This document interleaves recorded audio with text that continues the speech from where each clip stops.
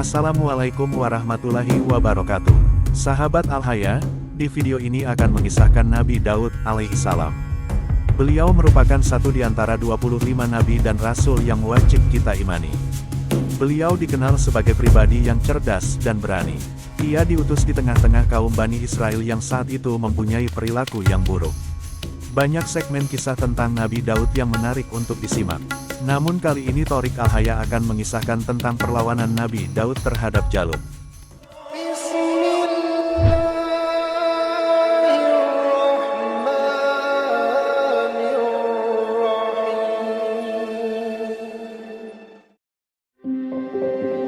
Nabi Daud alaihissalam merupakan keturunan Nabi Ibrahim alaihissalam dari Nabi Ishak alaihissalam.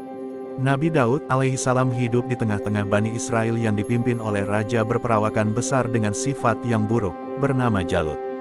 Raja Jalut ialah raja yang diangkat oleh kaum penjajah Bani Israel, sedangkan Bani Israel sendiri belum mengangkat seseorang dari kaumnya untuk menjadi pemimpin. Hingga akhirnya, Allah Subhanahu wa Ta'ala memberi sebuah petunjuk seseorang akan menjadi raja atau pemimpin Bani Israel. Dialah Talut, seorang pemuda yang tampan, gagah perkasa, soleh, dan cerdas. Setelah diangkat menjadi pemimpin kaum Bani Israel, Raja Talut pun segera mengumpulkan Bani Israel untuk melawan Raja Jalut. Terkumpullah 300 prajurit alim yang mematuhi Raja Talut di mana salah satu prajuritnya adalah Nabi Daud alaihissalam. Peperangan tak seimbang pun terjadi karena prajurit Raja Talut kalah jumlah dan menggunakan senjata seadanya. Saat keadaan terdesak, di mana Raja Talut hampir kalah dari Raja Jalut, Nabi Daud alaihissalam pun segera membantu Raja Talut. Tanpa rasa takut, Nabi Daud alaihissalam pun melawan Raja Jalut. Bahkan, Nabi Daud alaihissalam hanya menggunakan katapel dalam pertarungan tersebut. Atas dengan izin Allah Subhanahu wa Ta'ala, Nabi Daud alaihissalam pun memenangkan pertarungan. Lontaran batu dari katapel Nabi Daud alaihissalam mengenai kepala Raja Jalut. Raja zalim tersebut pun tumbang. Melihat rajanya tidak berdaya lagi, prajurit Raja Jalut pun lari pontang-panting. Sedangkan Raja Talut terkesima dengan keberanian Nabi Daud alaihissalam. Sebelumnya, Raja Talut pernah berjanji bahwa dirinya akan menikahkan putrinya dengan seseorang yang dapat mengalahkan Raja Jalut. Sehingga, Nabi Daud alaihissalam pun dinikahkan dengan anak Raja Talut. Kedudukan Nabi Daud alaihissalam juga berubah, yang sebelumnya adalah seorang prajurit biasa, menjadi seorang panglima. Tahun-tahun pun berlalu dan Raja Talut meninggal dunia. Sebelum wafat, Raja Talut melantik Nabi Daud alaihissalam sebagai seorang raja pengganti dirinya. Sebelumnya, terdapat percikan perpecahan di mana sebagian besar memilih anak laki-laki Raja Talut sebagai penerus sang ayah. Namun, sebagian yang lain memilih Nabi Daud alaihissalam karena anak Raja Talut dinilai tidak berlaku adil.